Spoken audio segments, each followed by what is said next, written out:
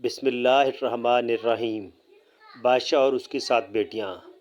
ایک بادشاہ کی 7 بیٹیاں تھیں۔ ایک دن بادشاہ بہت خوش ہوتا ہے اور اپنی 7 بیٹیوں کو بلا کر پوچھتا ہے کہ میں تم سب سے ایک سوال پوچھوں گا، اگر جواب اچھا لگا تو تمہارا من چاہا انعام بھی دوں گا۔ سب ایک قطار میں کھڑی ہو جاؤ اور ایک ایک کر کے بتاؤ کہ تم کس کا دیا کھاتی ہو، کس کا دیا پہنتی ہو۔ 7 میں سے 6 بیٹیوں نے کہا، ابا حضور آپ کا دیا کھاتے ہیں اور آپ کا دیا ہی پہنتے ہیں، آپ ہی کی وجہ سے ہماری یہ شان و شوکت ہے۔ یہ سن کر بادشاہ بہت خوش ہوا اور سب کو اس کی من پسند چیز دے دی۔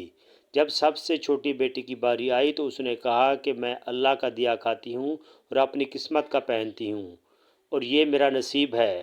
بادشاہ یہ سنتے ہی آگ بگولا ہو گیا اور کہنے لگا، اے کم بخت، تو نے میری ناشکری کی ہے، تجھے اس کی سزا ضرور ملے گی۔ شہزادی نے کہا، جو حکم ابا حضور۔ بادشاہ نے سپاہیوں کو حکم دیا کہ جاؤ اسے جنگل میں چھوڑ آؤ، میں بھی دیکھوں کہ یہ میرے بغیر کیسے اللہ کا دیا کھاتی ہے اور اپنے نصیب کا پہنتی ہے۔ شہزادی سے تمام زیورات واپس لے لیے گئے اور خستہ حال کپڑوں میں بغیر کسی ساز و سامان کے بادشاہ کے حکم کے مطابق جنگل میں تنہا چھوڑ دیا گیا۔ لیکن شہزادی بہت پرسکون اور مطمئن تھی اور متوکل علی اللہ تھی کہ جو اس نے رزق اور عیش و عشرت میرے نصیب میں لکھی ہے وہ مجھے ضرور ملے گی۔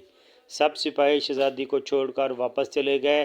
شہزادی جنگل کو دیکھنے لگی، چاروں طرف درخت ہی درخت تھے اور دوپہر سے شام ہونے والی تھی۔ شہزادی نے سوچا کیوں نہ کچھ لکڑیاں جمع کر لوں تاکہ رات کو آگ جلاؤں، پھر کوئی جنگلی جانور پاس نہ آئے گا اور رات بھر گزر جائے گی۔ شہزادی نے جنگل میں لکڑیاں ڈھونڈنے چل پڑی۔ اس کی نظر ایک جھونپڑی پر پڑی جہاں باہر ایک بکری باندھی ہوئی تھی اور اندر سے کھانسنے کی آواز آ رہی تھی۔ پہلے تو شہزادی بہت حیران ہوئی کہ اتنی ویران جگہ پر جھونپڑی۔ جب وہ جھونپڑی کے اندر داخل ہوتی ہے تو کیا دیکھتی ہے کہ ایک بوڑھا ضعیف ایک چارپائی پر لیٹا ہوا ہے اور کھانستے کھانستے پانی پانی پکار رہا ہے۔ شہزادی ادھر ادھر دیکھتی ہے تو کونے میں ایک پانی کا گھڑا پڑا ہوتا ہے۔ وہ گلاس میں پانی بھر کر بوڑھے ضعیف کو پانی پلاتی ہے اور جھونپڑی کی صفائی ستھرائی کرتی ہے۔ اتنے میں بوڑھا ضعیف شہزادی سے پوچھتا ہے کہ بیٹی تم کون ہو اور اتنے بڑے جنگل میں تم اکیلی کیا کر رہی ہو؟ تب شہزادی اسے بتاتی ہے کہ میں یہاں تک کیسے پہنچی۔ بوڑھا ضعیف اسے جھونپڑی میں ہی رکنے کا بولتا ہے اور کہتا ہے کہ میں شہر میں کام جا رہا ہوں، صبح شہر چلا جاؤں گا اور 8 دن کے بعد آؤں گا۔ تم یہیں رہو اور جھونپڑی میں کھانے کا سامان ہے اور ندی پاس ہی ہے، تم وہاں سے گھڑا بھر لیا کرنا۔ صبح کو بوڑھا ضعیف شہر چلا جاتا ہے اور شہزادی یہاں اکیلی جھونپڑی میں سب صفائی کر کے بکری کا دودھ نکالتی ہے، آدھا اپنے لیے رکھ لیتی ہے اور آدھا باہر ایک کونے میں برتن میں ڈال کر رکھ دیتی ہے کہ رات کو کوئی جانور بھوکا یا پیاسا ہوگا تو پی لے گا، اور خود اندر آ کر سو جاتی ہے۔ صبح سویرے جب شہزادی اٹھتی ہے تو کیا دیکھتی ہے کہ دودھ کا برتن خالی اور پاس ایک لال پڑا ہے جو دیکھنے میں بہت ہی نایاب اور قیمتی معلوم ہوتا ہے، اور پاس ہی سانپ کے نشان بھی نظر آتے ہیں۔ تب شہزادی کو یاد آتا ہے کہ بچپن میں اس نے سنا تھا کہ جب کوئی نایاب سانپ بہت خوش ہوتا ہے تو ایک ایسا لال اگلتا ہے کہ جس کی قیمت ہیرے جواہرات سے بھی مہنگی ہوتی ہے۔ شہزادی بہت حیران ہوتی ہے کہ دل میں سوچتی ہے کہ شاید سانپ بھوکا تھا، اس لیے وہ دودھ پی کر خوشی میں لال چھوڑ گیا۔ پھر وہ لال اٹھا کر اپنے پاس رکھ لیتی ہے اور پھر اگلی رات شہزادی برتن میں دودھ رکھ دیتی ہے اور اگلی صبح جب دیکھتی ہے تو پھر ایک لال ہوتا ہے۔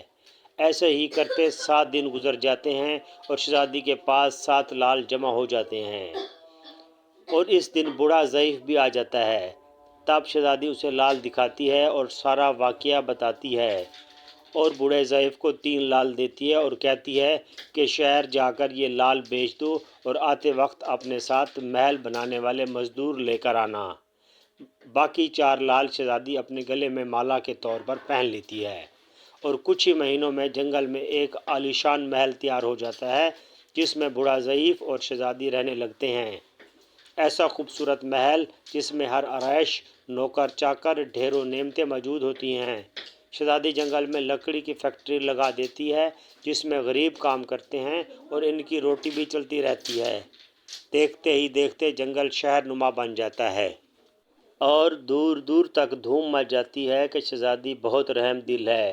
یہ خبر ایسے ہی بادشاہ تک پہنچتی ہے تو بادشاہ کے دل میں اشتیاق ہوتا ہے کہ دیکھوں تو صحیح کون سے ملک کی شہزادی ہے جس کی اتنی تعریف ہے۔ بادشاہ سپاہیوں کے ہاتھ پیغام بھیجتا ہے شہزادی سے ملنے۔ یہاں شہزادی کے سپاہی جب شہزادی کو بتاتے ہیں تو شہزادی یہ حکم دیتی ہے کہ بادشاہ سلامت ایک ہی شرط پر ہم سے مل سکتے ہیں کہ وہ اپنی تمام بیٹیوں کے ساتھ آئے۔ سپاہی جا کر بادشاہ کو پیغام دے دیتے ہیں۔ ایک دن بادشاہ اپنی تمام بیٹیوں کے ساتھ شہزادی کے محل جاتا ہے۔ شہزادی ان سب سے ملتی ہیں، چہرے پر نقاب کر کے، اور ان کے لیے 7 رنگ کے کھانے پیش کرتی ہے، اور ہر کھانے کے ساتھ اسی رنگ کا جوڑا زیورات پہن کر آتی ہے۔ محل کی شان و شوکت، خوبصورتی اور شہزادی کا انداز بادشاہ اور تمام باقی شہزادیوں کو بہت حیران اور متاثر کرتا ہے۔ آخر میں بادشاہ شہزادی سے کہہ ہی دیتا ہے کہ تم میری بیٹی کی جگہ پر ہو، اور میں بھی تمہارے کہنے پر اپنی تمام بیٹیوں کے ساتھ آیا ہوں، پھر ہم سے یہ پردہ کس لیے؟ بہت اصرار پر شہزادی کہتی ہے ٹھیک ہے، میں تیار ہو کر آتی ہوں۔ سب شہزادیاں آپس میں سرگوشی کرنے لگتی ہیں کہ اتنی تو تیار ہے، اتنے مہنگے زیورات پہنے ہیں، اب اور کتنا تیار ہو کر آئے گی۔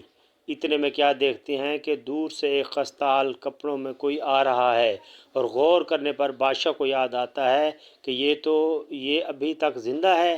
میں تو سوچتا تھا کہ اسے جنگل کے جانور کھا گئے، اور جب میں نے اپنے سپاہیوں کو اس کی خبر لینے بھیجا تھا تب انہوں نے بتایا تھا کہ وہاں شہزادی کا کوئی نام و نشان نہیں ہے، تو یہ کیسے ممکن ہے؟